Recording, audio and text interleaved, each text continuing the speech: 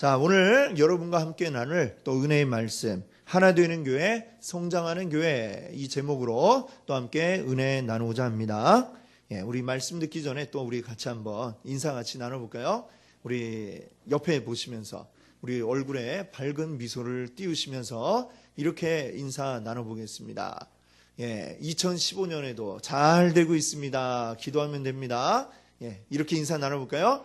2015년에도 잘 되고 있습니다. 기도하면 됩니다. 아멘. 네. 자, 우리 2015년, 우리 이제 첫 주일입니다. 우리 함께 이 한 해도 우리 하나님께 기도하면서 많은 일들을 이루어갈 수 있기를 바랍니다. 아멘. 이제 오늘 말씀 제목은 우리 올해 우리 교회의 이제 표 말씀입니다. 하나 되는 교회, 성장하는 교회. 이렇게 앞에 보이시죠? 자, 이 말씀으로 이제 왜 이 표를 우리가 정했는가 여러분께 말씀을 드리려고 합니다. 우리 그 스포츠 용품으로 유명한 그 일본의 회사가 있습니다. 미즈노라고 하는 회사가 있는데 이 회사의 CEO 되는 사람이 이런 이야기를 했다고 그래요. 남자로서 태어나서 꼭 해볼 만한 직업 3가지를 이야기했다고 합니다. 그게 무엇이냐면 그분이 이야기하기를 첫 번째는 프로야구 감독, 또 두 번째는 해군 제독, 그 다음에 세 번째는 오케스트라 지휘자. 이 3가지가 남자로서 꼭 해볼 만하지 않나 이렇게 이야기를 했다고 합니다. 물론 그 이야기를 들으면서 이렇게 공감하는 분도 계실 것이고 또는 뭐 그걸 꼭 해야 되나 뭐 이렇게 생각하는 분도 아마 계실 것입니다. 그러나 어쨌거나 그분이 그렇게 말했던 그 의도는 이렇게 어느 정도 짐작이 되는 것 같습니다.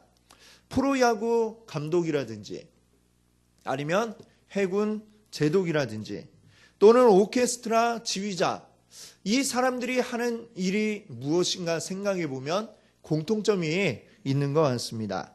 그 공통점은 뭐냐? 많은 사람들을 일사불란하게 움직여서 하나의 일이 되도록 만드는 사람이 바로 그 사람들이죠. 감독이나 제독이나 또 지휘자, 이 사람들이 하는 일이 바로 그런 것입니다. 한번 그 오케스트라 지휘자를 우리가 한번 예로 한번 생각을 해 보겠습니다. 수십 명의 단원들이 그 오케스트라 단원들이 앞에 쫙 앉아 있죠. 근데 이 사람들이 전부 다 가지고 있는 악기들은 또 다 제각각입니다. 어떤 사람은 바이올린, 또 어떤 사람은 첼로, 또 뭐 어떤 사람은 비올라, 또 어떤 사람은 플룻, 또 피아노도 있고 막 제각기, 어떤 사람은 심볼을 또 때리고 각각의 그 악기들이 다 이렇게 다양하게 있고 그 악기들이 내는 소리도 뭐 음역대도 다르고 제각각 다른 소리가 나오고 있습니다. 그런데 그 지휘자는 그 수많은 사람들을 하나로 녹여내는 거죠. 그들이 하나의 그 아름다운 음악을 만들어낼 수 있도록 이 사람들을 지휘를 해서 그 제각각의 소리가 조화를 이루게 만들어서 하나의 아름다운 음악이 나오게 만들어냅니다. 자, 만약에 내가 지휘자가 되어서 그 앞에 있는 많은 사람들을 지휘를 해서 하나의 정말 아름답고 웅장한 그 교향곡을 내가 연주해낸다. 이렇게 생각을 하면 그것도 참 굉장히 멋진 일이다라는 생각이 듭니다. 오케스트라 지휘자뿐만이 아니라 프로야구 감독도, 그리고 그 해군 전함을 지휘하는 해군 제독도 역시 마찬가지로 이렇게 오케스트라 지휘자처럼 많은 사람들을 하나로 만들어서 하나의 목표된 일을 만들어내는 그러한 일을 하고 있는 사람들입니다. 자, 이것을 바꾸어서 우리가 생각해 본다면, 바꾸어서 생각해 보면요, 야구팀이라든지 아니면 해군 전함이라든지 그리고 오케스트라라고 하는 것은 하나가 되어야만 한다라고 하는 것을 이야기하고 있는 것이죠.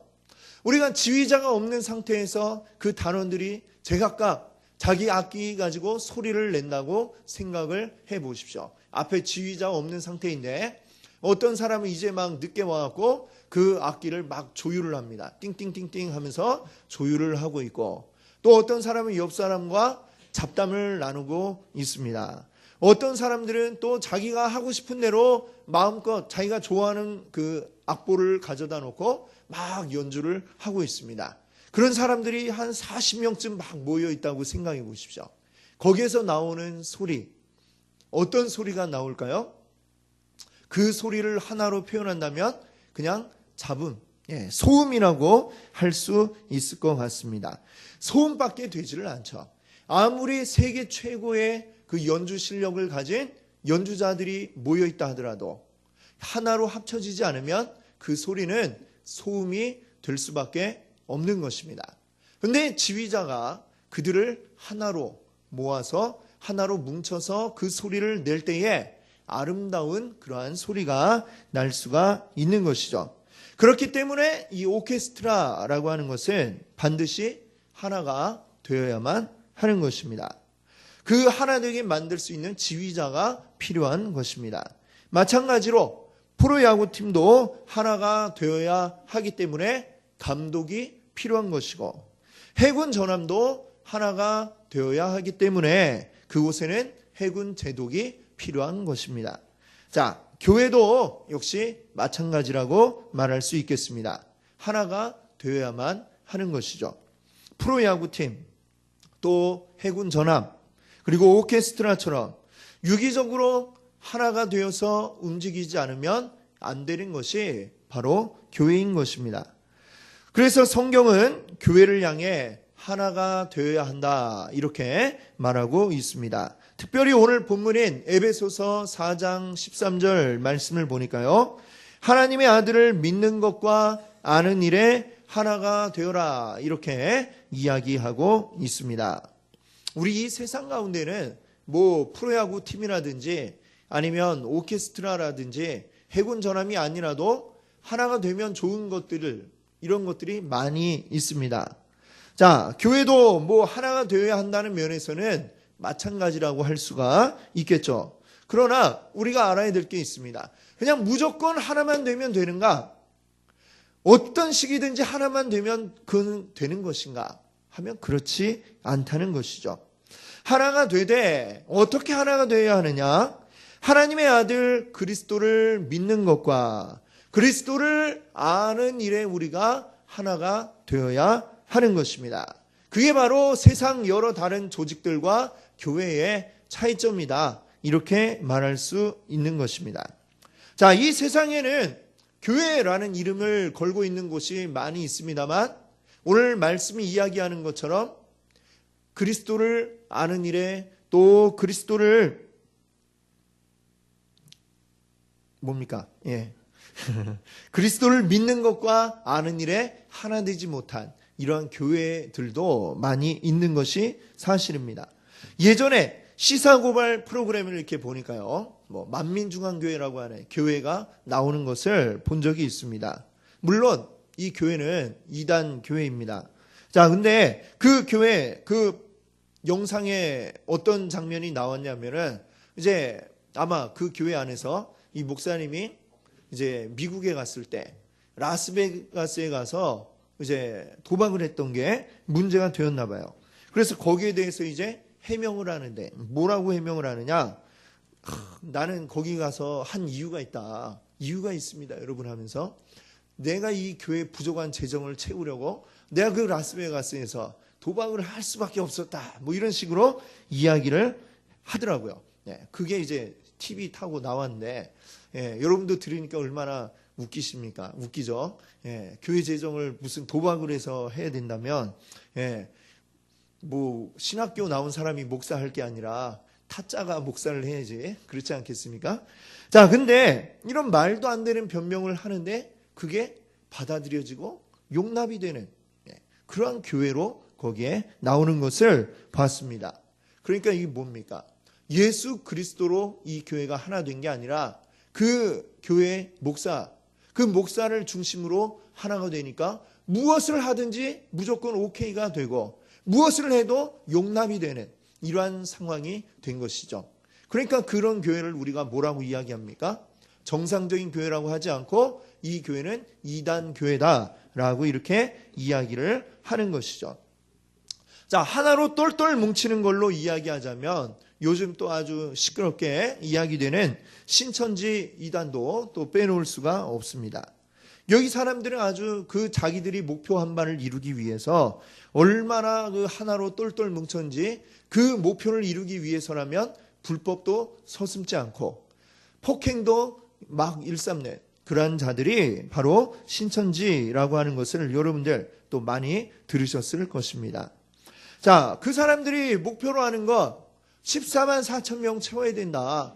여기에 아주 목숨을 걸고 있는데 14만 4천이 뭐냐? 성경의 요한계시록에 보면 이제 그 구원받은 자들 14만 4천 명 이야기가 나오고 있는 것을 봅니다. 그들은 이야기하기를 이 숫자를 다 빨리 채워야 된다. 채우면 주님이 오시고 이렇게 우리가 왕노릇 할 거다라고 이런 식으로 이야기를 하고 있습니다. 그리고 그 수를 빨리 채우기 위해서 온갖 더러운 짓도 주저하지 않고 막 하는 이 사람들이 이 신천지 이단들인 것이죠.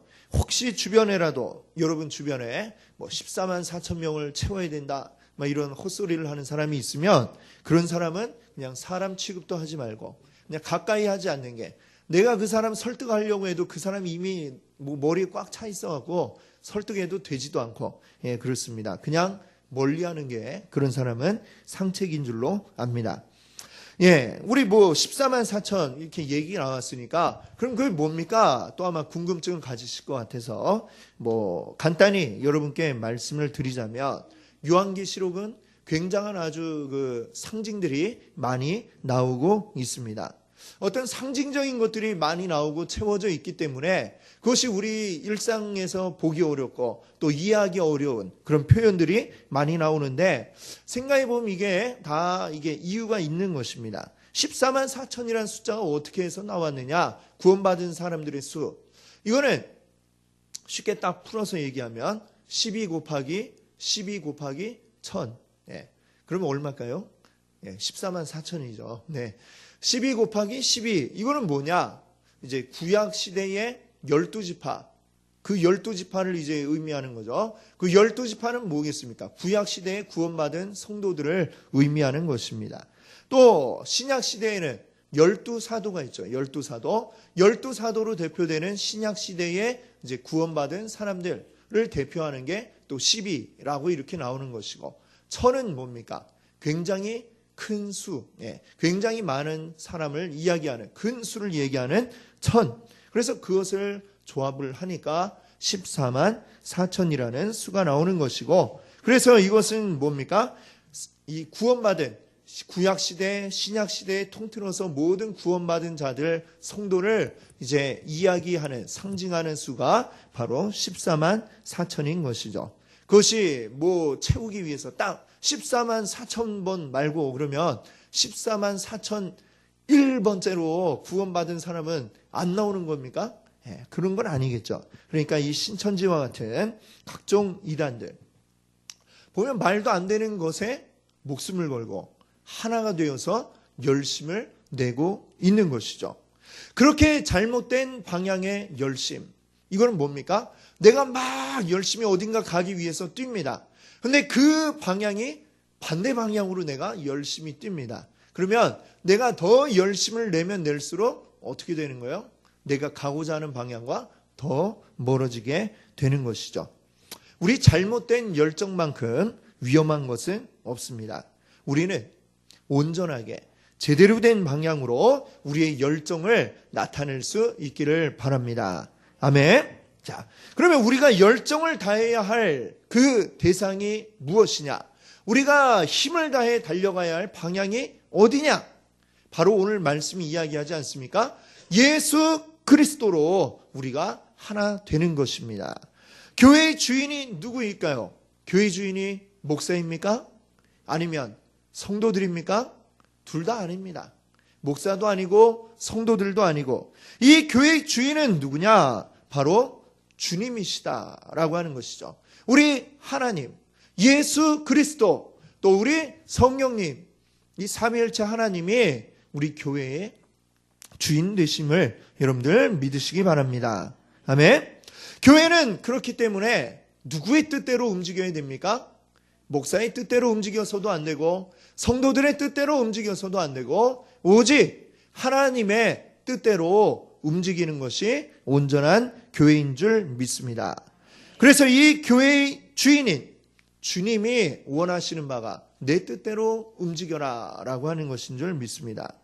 에베소서 2장 20절부터 22절 말씀을 우리 한번 같이 읽어볼까요? 제가 20절을 읽고 여러분이 21절 읽어주시고 22절은 함께 읽겠습니다. 너희는 사도들과 선지자들이 터 위에 세우심을 입은 자라. 그리스도 예수께서 친히 모퉁이 돌이 되셨느니라.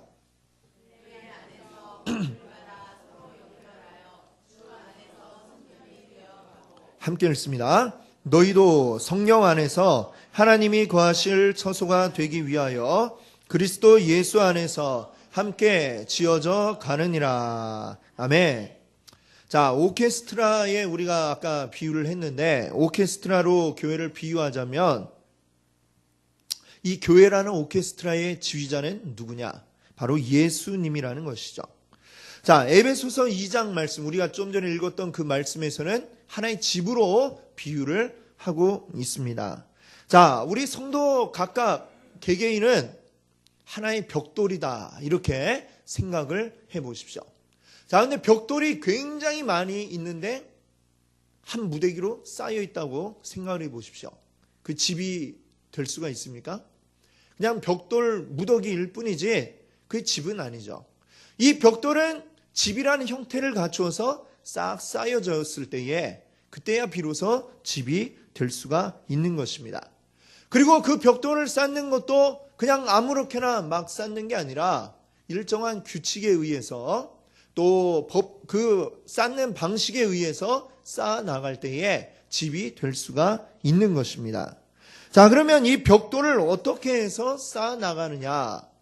이 집이 이제 보면 단순하게 우리가 생각해 보면 네 벽이 있겠죠. 네 방향으로 벽이 있습니다. 그리고 이 두 벽이 합쳐지는 부분이 있습니다. 그렇죠? 합쳐지는 부분이 있는데 옛날에 이제 집 지을 때 보면 그 벽이 합쳐지는 그 부분 제일 하단에 이제 모퉁이 돌이라고 하는 것을 이제 딱 놓습니다. 모퉁이 돌을 놓고 그걸 이제 거기에서 시작해서 양쪽 벽이 이제 쌓여져 나가는 겁니다. 거기에 맞추어서 벽돌을 이제 하나씩 쫙 이제 고르게 쌓아나가고 맨 밑에 줄을 깔고 그 위에 줄을 깔고 이 모퉁이 돌을 기준으로 해서 이것들이 쌓여져 나가는 것이죠. 오늘 말씀에 그 에베소서 말씀에 보니까 주님이 바로 모퉁이 돌이 되셨고 그 모퉁이 돌을 기준으로 해서 우리가 규칙을 가지고 쌓여져 나와서 하나의 집을 이루게 된다. 이렇게 말씀하고 있는 것입니다. 자, 그러니까 어떻습니까? 우리가 하나의 건물이 되어서 완성이 되어져야 하는데 이것은 내 생각, 내 뜻대로 그렇게 쌓고 만드는 것이 아니라 우리 각각은 그 전체의 집을 이루는 하나의 벽돌이고 우리는 그것도 내 생각대로 쌓여지는 게 아니라 모퉁이 돌인 예수님을 기준으로 해서 예수님의 정하신 규칙을 따라서 우리가 쌓여져 나가서 온전한 하나의 집을 이룰 수 있다. 이렇게 말씀하고 있는 것입니다. 그래서 우리가 예수 그리스도의 뜻을 따라서 온전한 하나의 교회를 이룰 수 있기를 소망합니다. 아멘. 네. 자, 이제 오늘 본문 말씀을 다시 돌아와서 여기서 우리에게 또다시 이야기하는 게 있습니다. 그리스도의 장성한 분량이 충만한 데까지 이르라. 이렇게 오늘 본문은 말씀하고 있습니다. 우리가 자라나야 한다. 또 성장해야 한다. 이렇게 말씀하고 있는 것이죠. 얼마만큼 우리가 자라나야 되느냐? 그리스도의 장성한 분량이 충만한 데까지 이를 때까지 우리가 자라나야 된다. 이렇게 말씀하고 있습니다. 여러분들 이제 가정에 이제 어린 아이들이 있으면 이 아이들이 꿈꾸는 것은 하나같이 다 똑같습니다. 나도 얼른 커서 엄마 아빠처럼 그렇게 큰 사람이 되어야지. 이런 생각을 아마 여러분들도 어릴 때 다 한 번씩 해 보셨을 것입니다. 어릴 때 그 목표는 빨리 좀 컸으면, 빨리 어른이 됐으면, 어른이 돼봐야 뭐 별것도 없는데, 그때는 그냥 그렇게 어른이 되고 싶어 합니다. 자, 우리의 신앙도 근데 마찬가지예요. 우리의 목표는 우리가 자라나는 게 우리의 목표가 되어야 하는 것입니다. 우리의 신앙, 믿음의 크기가 커지고 자라나야 한다. 이렇게 오늘 말씀이 이야기합니다. 어린아이들이 자기 부모를 보면서 나는 엄마처럼 또 아빠처럼 클 거야 라고 생각하는 것처럼 우리의 믿음에 자라나는데 기준이 있는데 누구만큼 자라나기를 기준으로 하라는 겁니까? 예수 그리스도만큼 자라날 것을 목표로 삼고 자라나라. 이렇게 이야기하고 있는 것입니다. 자, 우리 믿음이라고 하는 것도 이 자라난다고 하니까요. 어린아이들이 자라나는 것처럼 성장의 단계가 있습니다. 자, 어린 아기가 맨 처음에 태어났을 때는 그때는 그냥 말 그대로 아기죠. 이 아기의 상태일 때는 어떻습니까?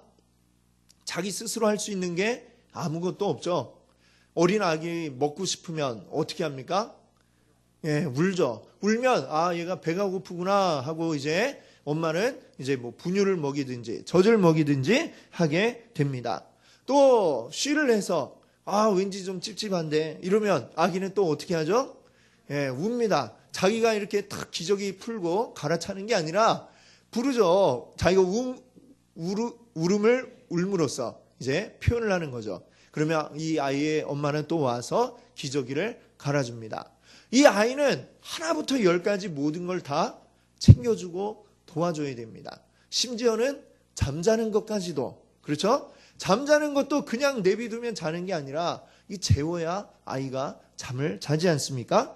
모든 것 하나부터 열까지 다 챙겨줘야 하는 것이죠. 자, 이렇게 우리 교회 안에서도 이 믿음에 처음 이제 하나님을 알게 되고 믿기 시작한 분들은 믿음의 어린 아기와 같다. 이렇게 이야기할 수가 있겠습니다. 그러면 이제 믿기 시작한 분들에게 좀 알아서 챙겨 먹으라 이렇게 얘기하면 됩니까? 안 됩니까?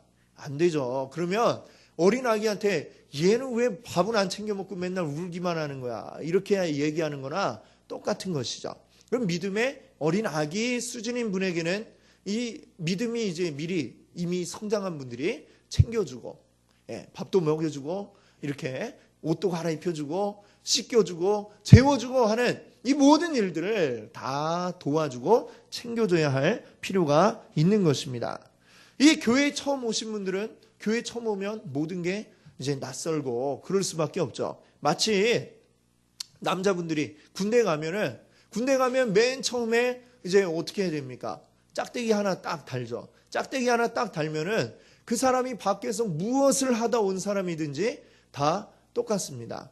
그 사람이 밖에서 박사를 받은 사람이든지 아니면 밖에서는 사장님이 되어서 많은 사람을 부리던 사람이든지 군대만 오면 다 똑같이 그냥 짝대기 하나면 어리버리하고 뭘 해야 될지 모르고 그런 그냥 얼떨떨한 상태가 되어 버리는 것이죠. 자, 교회에 오신 모든 분들도 다 마찬가지로 처음 오면 그런 상태가 되는 것이죠. 이거 어떻게 해야 되지? 예배 때 어떻게 해야 되나? 뭘 해야 되나? 찬양도 잘 모르고 이 모든 것들을 다 옆에서 도와주고 또 이렇게 불편하지 않도록 배려해 줄 필요가 있는 것입니다. 자, 그런데 이 아이의 상태에 늘 머물러 있을 수는 없는 것이죠. 자, 믿기 시작한 지 10년이 되고 20년이 되었는데 여전히 누군가가 나를 도와주지 않고 여전히 누군가 나를 챙겨주지 않으면 교회 오기도 힘들어한다. 이러면 이것은 정상적인 상태라고 할 수가 없는 것이죠. 집에 만약에 아이가 5살이 되고 10살이 되고 20살이 되었는데 여전히 막 누워갖고 있다가 배고프면 막 울고 그럼 막 가서 막 먹여준다고 생각을 해보십시오. 20살인데 나 쉬겠어요 하고 또 막 와갖고 또 울고 있고 이러면 이게 그 부모 입장에서 이게 어떻습니까? 이게 환장할 노릇이죠.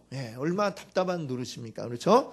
우리의 믿음이라고 하는 것도 우리 신앙 생활이 쭉 이제 연륜이 쌓여갈수록 어떻게 되겠습니까? 처음에는 믿음의 어린 아기였다가 조금 이제 믿음이 더 들어가게 되면 그러면 믿음의 어린이가 되고 또 거기에서 더 성장해서 믿음의 청소년도 되고 그 다음에 더 성장해서 믿음의 이제 성인이 되고 그래서 더 이제 되면은 믿음의 또 어른이 되고 이렇게 해서 계속해서 믿음이 자라나서 마침내 우리는 어디까지 가야 되는 거예요?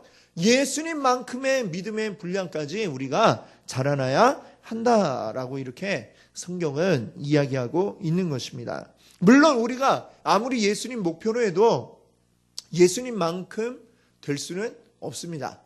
예수님하고 우리는 어마어마한 차이가 있으니까요. 하지만 그럼에도 불구하고 우리의 목표를 어디로 도라는 것입니까?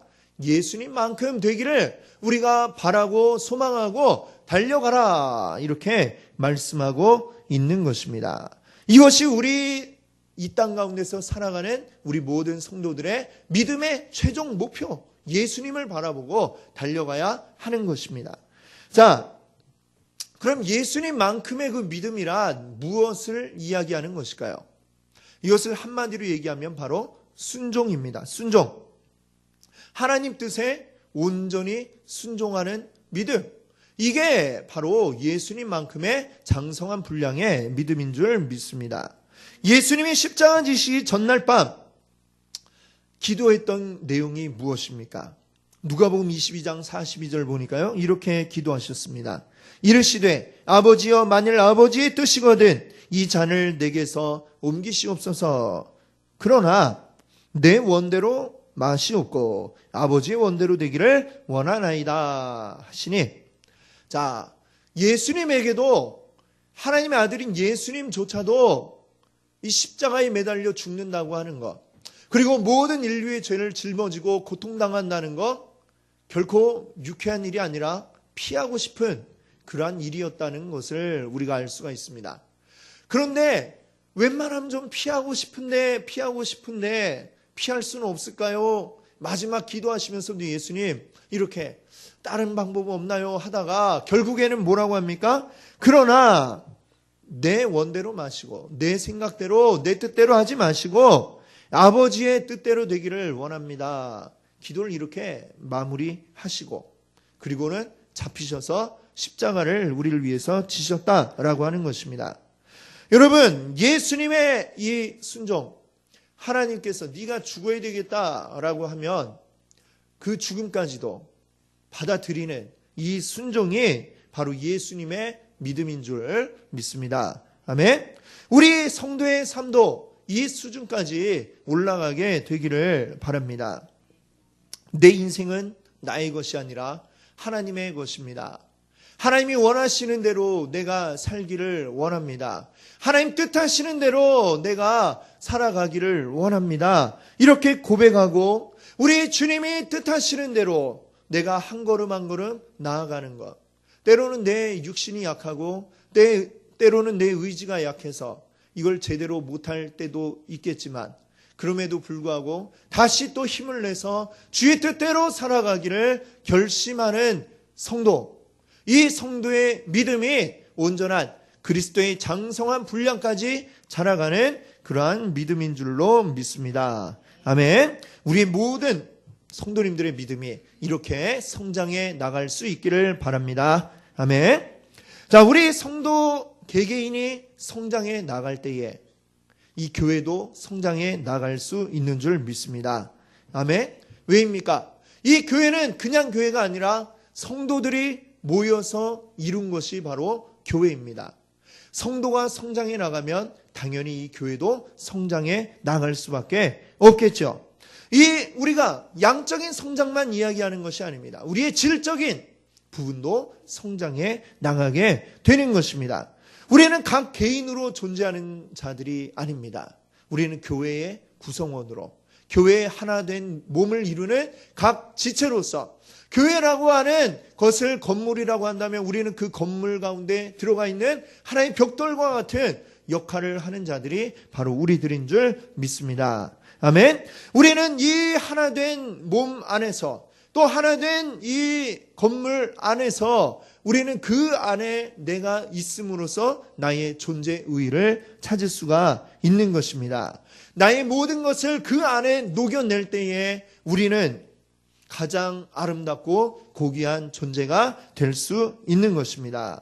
그렇게 됨으로써 내가 더욱 아름답게 빛나는 것이고요. 나만 빛나는 게 아니라 우리 모두가 함께 빛남으로써 이 교회가 또한 아름답게 빛나게 될 줄로 믿습니다. 아멘. 자, 오늘 여러분께 두 가지 말씀을 드렸습니다. 첫 번째는 우리가 어떻게 해야 된다는 거죠? 우리가 하나 되어야 한다라고 하는 것입니다. 자, 그 다음에 둘째는 우리는 어떻게 해야 된다는 것이죠? 우리는 성장해야 한다라고 하는 것입니다. 우리 올해 2015년 우리 교회 표어가 무엇입니까? 하나 되는 교회, 성장하는 교회입니다. 자, 그렇습니다. 우리 교회가 왜 하나가 되어야 하는가? 또 이 교회가 왜 성장해야 하는가? 여러분들 잘 아셨을 줄 믿습니다. 이 모든 것들 우리가 그리스도 안에서 올해 우리가 힘을 다해 이루어가야 할 우리의 목표인 것입니다. 우리 그리스도 안에서 온전히 하나가 되고 온전히 성장해 나가는 귀한 이 2015년이 되기를 바랍니다. 아멘. 같이 함께 기도합니다.